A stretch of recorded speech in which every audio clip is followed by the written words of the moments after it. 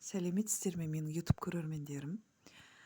Мен қазір үш вариант ұсынайын деп отырмын. Осы алдағы таңда келе жатқан 2024 жылы өзіңіздің сүйіктіңіз хабарға шығады ма? Яғни осы тақырыпты ашайын деп жатырмын. Егер де жеке аштыратын болсаңыздар, мен WhatsApp номерімді төменге жазып қалдырамын, хабарлассаңыздар болады. Үш вариант ұсынамын. Қазір үш варианттың біреуін таңдаңыздар. Өздеріңіздің сүйікті ер азаматтарыңыздың есімдерін ойларыңызға сақтап, болмаса өзіңіз даусыңызбен айтып, есімін солай жасасаңыздар болады. Бірінші вариант, екінші вариант, үшінші вариант. Енді осы жерде уақыт берем. Осы үш картаның біреуін таңдап, осы келе жатқан жылы өзіңіздің сүйіктіңіз хабарға шығады ма?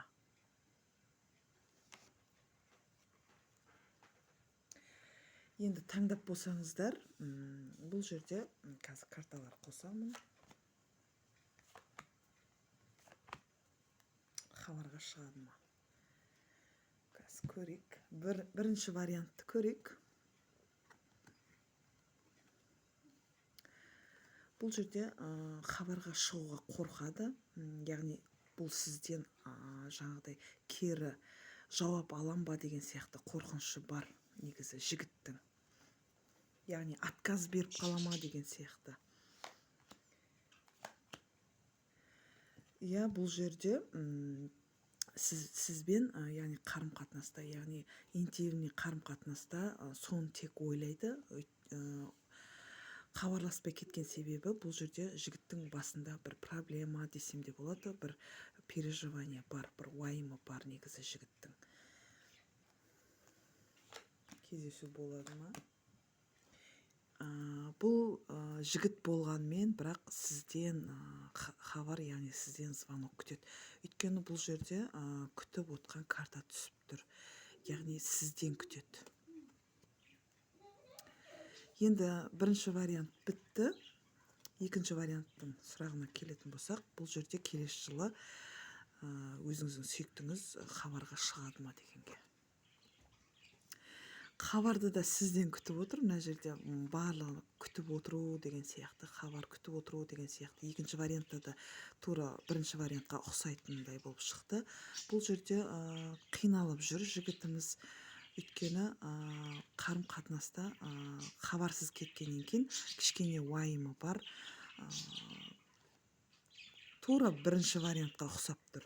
Енді нақтысын көрейік, хабарға шығады ма? Бұл жерде хабарға шығады деп айта алмаймын, өйткені кедергілер бар. Мына жерде кедергілер деген сияқты шығып тұр.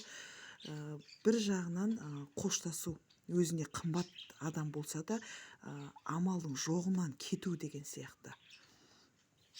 Сондай күнделікті өмірі, мына колеса деген сияқты. Бұл жігіттен хабар болмайды. Екінші вариант кетті. Енді үшінші вариантты көретін болсақ, бұл жерде бір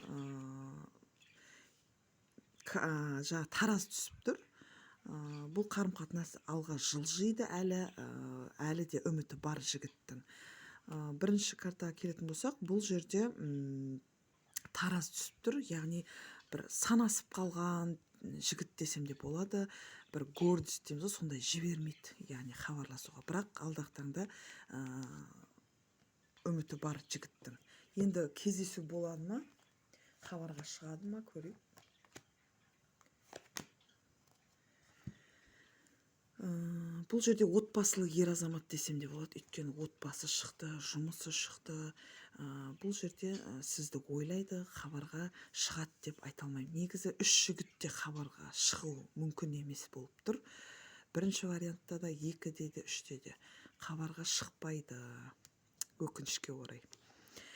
Енді жеке аштырам десеңіздер, мен WhatsApp номерім жазып қалдырамын. Хабарласыңыздар, сау болыңыздар.